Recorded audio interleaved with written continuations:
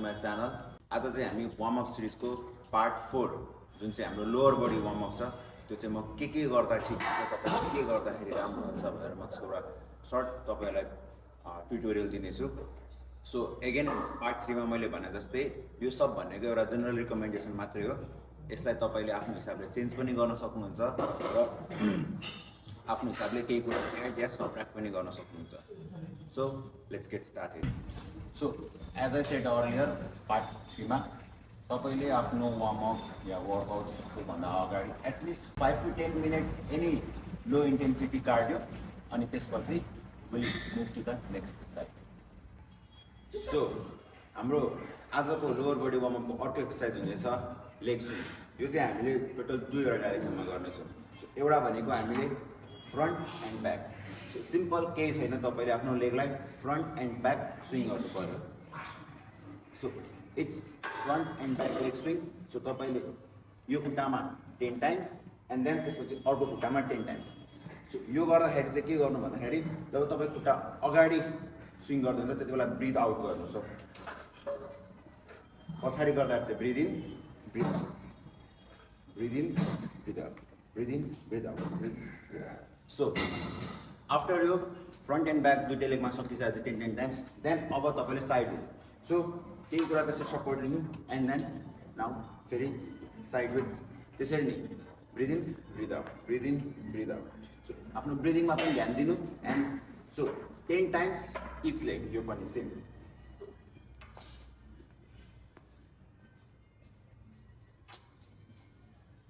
Okay, so next let's move into the next exercise. So अब हाम्रो next exercise हो ankle stretch. अब यो पनि किन भन्दाखेरि हाम्रो लोअर बडीमा युज हुने जोइन्टहरू मध्येमा मसलहरूमा एउटा भनेको एङ्कल, हाम्रो हिप, हाम्रो ग्लुट्स, हाम्रो नी हो। त्यसैले हामीले यो सब पार्टलाई मजाले वार्म अप गरेर बल्ल हाम्रो के मेन एक्सरसाइज हो त्यसमा मुभ अन गर्नुपर्छ। सो तपाईँले एङ्कल स्ट्रेचको लागि सिम्पली एउटा बेन्चमाथि यसरी आफ्नो खुट्टा राख्नु एन्ड देन तपाईँले आफ्नो नीलाई अगाडि पुस गर्नु। सो मेक स्योर यो गर्दाखेरि चाहिँ तपाईँको पछाडिको जुन हिल छ यो भुइँबाट यसरी उठ्नु भएन एन्ड तपाईँको यो नी यसरी भित्रपट्टिबाट होइन, तपाईँले स्लाइटली बाहिर तपाईँले आफ्नो यो तपाईँको नी जुन छ तपाईँको सेकेन्ड टोको स्ट्रेट अगाडि यसरी पुस गर्नु। सो इफ यो गर्दा पनि भयो या यहाँ माथिबाट तपाईँले केटल बेल राख्दा पनि भयो। सो यो स्ट्रेच पोजिसनमा तपाईँले 10 सेकेन्ड जति होल्ड गर्नु। सो अराउन्ड 2 to 3 सेट्स दुइटै साइडमा गर्नु। सो यो भयो, नीलाई भित्राउन नदिने, सिधा पुस गर्दाखेरि तपाईँको यो हिल उठ्नु भएन। So 10 second hold, 1 2 3 4 5 6 7 8 9 10।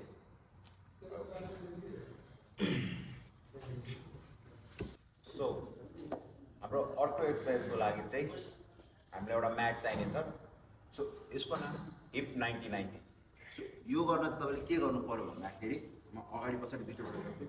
तपाईँको अगाडिको खुट्टालाई एउटा 90 डिग्री एङ्गलमा राख्नु, एउटा राइट एङ्गल ट्राइङ्गल, र पछाडिको खुट्टालाई पनि एउटा राइट एङ्गल ट्राइङ्गल पोजिसनमा राख्नु। सो यो खुट्टालाई मैले यहाँबाट सिधा यता सिधा अनि यसलाई पनि यहाँबाट सिधा यसरी 90-90 पोजिसनमा राखेँ। सो तपाईँ अब यो पोजिसनमा हुनुहुन्छ। सो यो पोजिसनमा भएपछि तपाईँले के गर्ने, इफ सकिन्न भने पछाडि यसरी हातको सपोर्ट लिएर तपाईँले आफ्नो खुट्टालाई यहीँ राखेर जस्तो हिललाई यसरी यहीँ राखेर फेरि अर्को साइडमा स्विच गर्ने। सो तपाईँले यत्तिकै यहाँ सपोर्ट लिएर गर्दा पनि भयो एन्ड देन एकैछिन होल्ड गर्ने एन्ड देन फेरि switch back to another side. So यो गर्नु अनि यो गरेपछि तपाईँले इच साइडमा चाहिँ यसरी अगाडिपट्टि लोअर ब्याकलाई चाहिँ बेन्ड यसरी हुन नदिकन तपाईँले कति सक्नुहुन्छ अगाडि लिन गर्नु। सो जस्तो हेर्नुहोस् त मेरो लोअर ब्याक न्युट्रल छ। सो तपाईँले यो गर्दाखेरि तपाईँको लोअर ब्याक यसरी बेन्ड हुनु भएन। एन्ड अर्को भनेको इफ तपाईँलाई यसरी गाह्रो हुन्छ एक ठाउँमा यसरी उभिँदाखेरि तपाईँलाई जिउ लड्ला जस्तो हुन्छ भने तपाईँले आफ्नो हातले यसरी साइडमा सपोर्ट लिँदा भयो, यसरी सपोर्ट लिएर पनि अगाडि ढल्किँदा भयो। सो यो होल्ड चाहिँ तपाईँले 5 to 10 सेकेन्ड गर्नु, देन अगेन स्विच गर्नु एन्ड देन यता पनि तपाईँले 5 to 10 सेकेन्ड। सो यो तपाईँले अराउन्ड 10 reps जति इच साइड स्विच गरेर गर्नुभयो भने तपाईँलाई पुग्छ। सो हाम्रो नेक्स्ट एक्सर्साइज हुनेछ goblet squat stretch hold.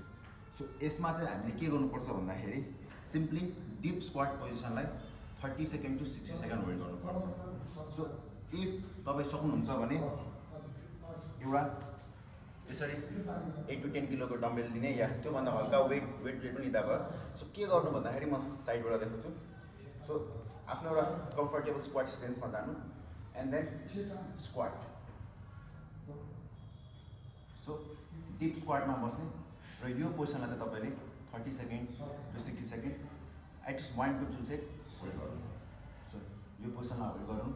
If तपाईँलाई वेटले गाह्रो हुन्छ भने पनि वेट बिना पनि तपाईँले यो पोजिसन होल्ड गर्न सक्नुभयो। सो इफ तपाईँलाई यत्तिकै बस्न गाह्रो भइरहेछ भने तपाईँले यस्तो कुनै स्क्वाट ऱ्याक या कुनै एउटा स्टडी पिलर जुन नहल्योस् नलडोस् आफूबाट, सो त्यसको सपोर्ट गर्न सक्नुहुन्छ। सो के गर्ने, सेम नजिक जाने एउटा स्क्वाट कम्फर्टेबल स्क्वाट स्ट्यान्समा बस्नु तपाईँ एन्ड देन स्क्वाट। अब के गर्ने नि, यसलाई पकड्दै पकड्दै पकड्दै स्क्वाट गर्ने एन्ड देन के गर्नु भने यसलाई पकडेर आफ्नो हिपलाई चाहिँ मुनितिर पुस गर्नु। सो अब यो पोजिसनलाई तपाईँले 30 to 60 सेकेन्ड होल्ड गर्नु फर 1 to 2 सेट्स।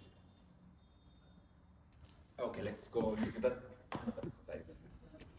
सो आजको हाम्रो अर्को एक्सर्साइज हुनेछ, यो चाहिँ हाम्रो यो बसु बोल आरडिएल। सो आज चाहिँ अब यो अर्को एक्सर्साइजमा चाहिँ हाम्रो मेनली चाहिँ हाम्रो ग्लुट एक्टिभेसनको लागि हो। सो यसमा म तपाईँलाई 2-3वटा अप्सन दिनेछु। सो अप्सन नम्बर 1 मा चाहिँ इफ तपाईँको जिम्मा यस्तो बसु बल छ या तपाईँले एउटा मेडिसिन बल पनि युज गर्न सक्नुहुन्छ, तर यो चाहिँ अलिकति कम्फर्टेबल छ। सो यसमा चाहिँ तपाईँले हामीले आरडिएल गर्नुपर्ने हो।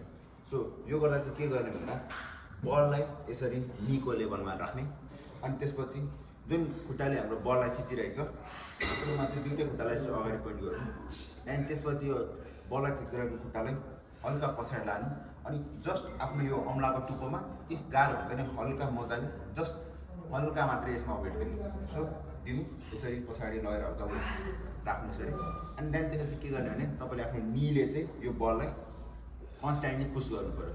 अब यो गर्दाखेरि चाहिँ तपाईँको बडी यस्तो घुमेको हुनु भएन, तपाईँको बडी स्ट्रेट हुनु पऱ्यो, खुट्टा यो खुट्टा अब स्ट्रेट हुनु पऱ्यो अनि यो नीले यो बललाई तपाईँले पुस गर्नु एन्ड देन अब रोमेनियन डेडलिफ्ट गर्नु।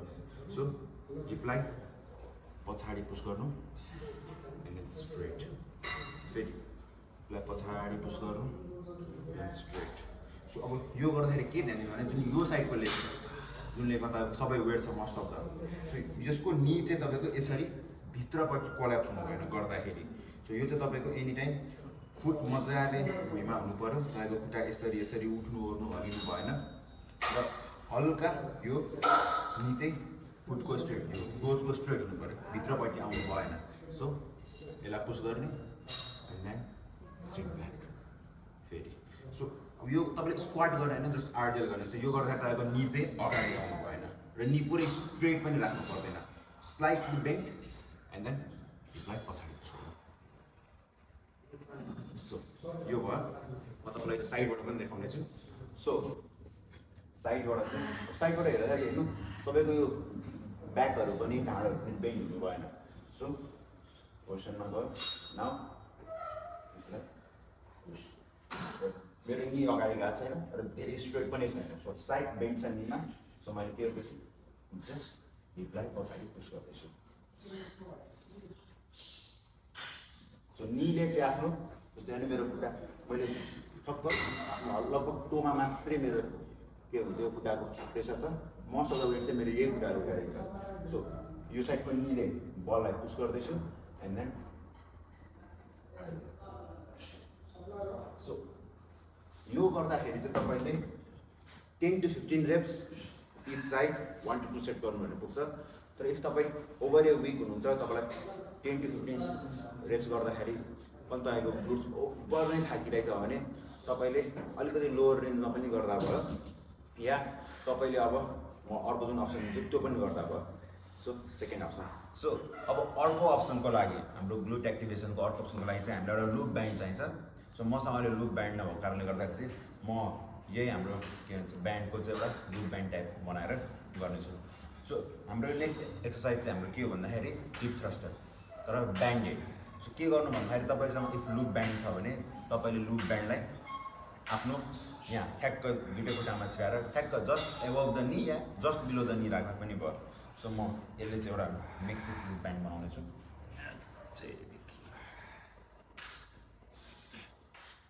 सो यसरी आफ्नो लुप ब्यान्डलाई अब यो मैले यहाँ राखेर अलिकति ओभर नै त्यो टाइट हुन्छ।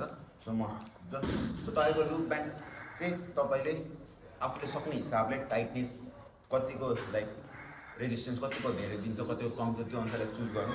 सो यसले अलिक धेरै रेजिस्टेन्स दिने भएको कारणले गर्दाखेरि चाहिँ मैले निमाथि राखेको छु। सो अब तपाईँले के गर्नु पर्यो भन्दाखेरि ठ्याक्क यसरी बेन्चमा हिप थ्रस्टको पोजिसनमा जानु। सो हिप थ्रस्टको पोजिसनमा जानु। अब तपाईँको फुट ठ्याक्क न्युट्रल राख्नु। अब यो गर्दाखेरि चाहिँ तपाईँले के गर्ने भन्दाखेरि पहिला ठ्याक्कै ब्यान्डलाई हल्का स्ट्रेच गर्नु। सो यो गर्दा पनि ध्यान दिनु तपाईँको खुट्टा यसरी उठ्नु ओर्नु भएन तपाईँको यो फुट चाहिँ। सो फुट चाहिँ मजाले प्लान्टेड हुनु पऱ्यो एन्ड देन हल्का ब्यान्डलाई स्ट्रेच गर्नु निला बाहिर गरेर एन्ड देन थ्रस्ट। सो यो चाहिँ तपाईँले around 15 to 20 reps। So make sure कि तपाईँको नी यसरी भित्र नआओस्। यो ब्यान्ड स्ट्रेच गरिराख्नु। सो माथि टपमा तपाईँले 1 to 2 सेकेन्ड होल्ड गर्दा पनि भयो। सो अब यो गर्दाखेरि एगेन तपाईँ इफ सक्नुहुन्छ भने 2 सेट जति 15 to 20 reps गर्नु। इफ 15 to 20 reps धेरै हुन्छ भने तपाईँले 10-15 reps मात्रै गर्दा पनि भयो। सो एगेन मैले अघि भने जस्तै सेम ब्यान्ड चाहिँ एनी टाइम स्ट्रेच भइराख्नु पऱ्यो। तपाईँको नी भित्र आउनु भएन अनि खुट्टाहरू पनि धेरै मुभ गर्नु भएन। तपाईँको जुन पोजिसनमा छ खुट्टा त्यही पोजिसनमा राख्ने एन्ड देन ब्यान्डलाई स्ट्रेच गरेर हिप थ्रस्ट गर्नु पऱ्यो। सो तपाईँले कि यो एक्सर्साइज कि मैले अघि देखाएको बसु बलले यो दुइटामा एउटा गर्नुभयो भने तपाईँको ग्लुट एक्टिभेसनको लागि पुग्छ। सो यो चाहिँ आजको हाम्रो अन्तिम एक्सर्साइज हुनेछ। सो हाम्रो लोवर बडीको लगभग सबै वार्मअप सकिसक्यो। अब जुन म नेक्स्ट भन्न गएको छु त्यो चाहिँ हाम्रो कोरको लागि हो। र यदि तपाईँ जेनरल फिटनेसको लागि या कुनै पनि काइन्ड अफ एक्सर्साइज गर्दै हुनुहुन्छ भने जुन तपाईँ फ्री वेट लिफ्ट गर्दै हुनुहुन्छ भने तपाईँको कोर स्टेबिलिटी पनि धेरै इम्पोर्टेन्ट छ। सो फर इक्जाम्पल इफ तपाईँ dead lift squat overhead press clean and jerk etcetera यिनीहरू कम्पाउन्ड मुभमेन्टहरू गर्दै हुनुहुन्छ भने तपाईँको कोर स्टेबिलिटी पनि धेरै इम्पोर्टेन्ट छ। चाहे त्यो अप्पर बडीको डे होस् या लोवर बडीको डे होस्। सो यसको लागि चाहिँ तपाईँले म तपाईँलाई एउटा सिम्पल एक्सर्साइज भन्नेछु। यसको लागि तपाईँले के गर्नु सक्नुभयो भने बड डाउन। सो यो तपाईँ यदि बिगिनर हुनुहुन्छ भने तपाईँलाई अलिकति गाह्रो हुनसक्छ। सो यो तपाईँले यसरी आफ्नो हात खुट्टा यसरी अल फोरमा यसरी आउनु। सो यो गर्दाखेरि के कुरोमा के ध्यान दिनु तपाईँको जुन यो लोवर ब्याक छ तपाईँको यसरी भित्र पनि नहोस् माथि पनि नहोस् टक्क न्युट्रल राख्नु। अनि त्यसपछि पेटलाई भित्र तानेर टाइट कस्नु। त्यसपछि तपाईँले आफ्नो अब अपोजिट जस्तो राइट ह्यान्ड छ भने लेफ्ट लेग। सो अब यो भयो टाइट। अब लेफ्ट लेगलाई यसरी सिधा एन्ड राइट लेगलाई यो पारेर तपाईँले 10 सेकेन्ड 5 to 10 सेकेन्ड होल्ड गर्नु। सो सक्नुहुन्छ भने 10 सेकेन्ड सक्नुहुन्न भने 5 सेकेन्ड भए पनि होल्ड गर्नु। त्यसलाई 2 to 3 सेट गर्नु। अब यो गर्दाखेरि तपाईँले अर्को कुरा के ध्यान दिनु पऱ्यो भन्दाखेरि तपाईँ जब यो पोजिसनमा हुनुहुन्छ तपाईँको बडी धेरै हल्लिनु भएन। तपाईँले आफ्नो कोरलाई टाइट गरेर राख्नु पऱ्यो। अर्को भनेको जब तपाईँ टाइट पेटलाई भित्र तानेर टाइट पार्नुहुन्छ अब यो खुट्टा र हात सिधा गर्दाखेरि चाहिँ तपाईँको एउटा हात भित्र जानु भएन। तपाईँको गोल चाहिँ यहाँ के हो भने हात र खुट्टालाई यसरी सिधा माथि उठाउने होइन माथि उठाएर यो ढाँटलाई भित्र पाएर यो चाहिँ तपाईँले के गर्ने भन्दाखेरि यो तपाईँ खुट्टा छ खुट्टालाई जस्ट यसरी यसरी सोरेर सिधा लाग्ने सिधा गर्ने। तपाईँले यसरी उठाउने होइन जस्तो हेर्न सक्नुहुन्छ यो यसरी उठाउने होइन यो खुट्टालाई मैले जस्तो उठाउँदैछु यो यसरी उठाउने होइन तपाईँले जस्ट सिधा पार्ने हातलाई पनि लाइकवाइज जस्ट सिधा पार्ने। तपाईँले यसलाई यस्तो उठाउनु पनि होइन।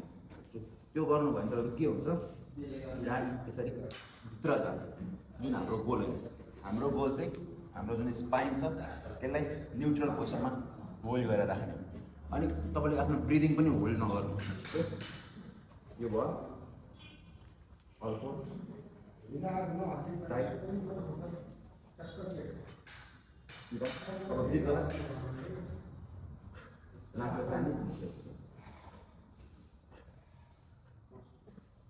And then 5 seconds एउटा छ and then again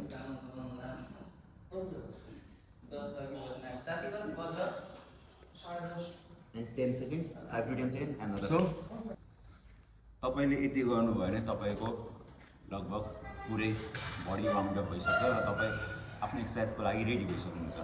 र अगेन तपाईले यो सकाइसकेपछि चाहिँ तपाईको जुन मेन लिफ्ट छ त्यो एक्सरसाइज त्यो मुभमेन्टको at least 2 to 3 set again warm up गरेर बल्ल आफ्नो टप सेट सुरु गर्नु and you are all good to go.